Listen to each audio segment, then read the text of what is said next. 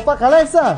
Voy uka, yaxshi keldingmi? Ha, ish qilib uyg'ongandingmi? Ha, soat 4da uyg'onganman. Zavtrak tayyorlab, pochchani ishga jo'natib, bolalarni ham bog'chaga tashlab ham keldim. Qalay uxlab o'tsan-da?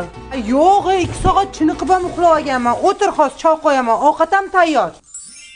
Al tur ayiq o'xshab yotasan, 11 bo'ldi. Ozgina uxlay. O 20 soatdan beri yotibsan. Burolma yeb uxla, oshqozoning kasal bo'ladi. Pochchani paypog'i dazmol qilinsa oyoq kasal bo'lmaydi. To'xtang, dazmol qilib bo'lmasa. Ustidan kostyum kiyaman, bilinmaydi baribir.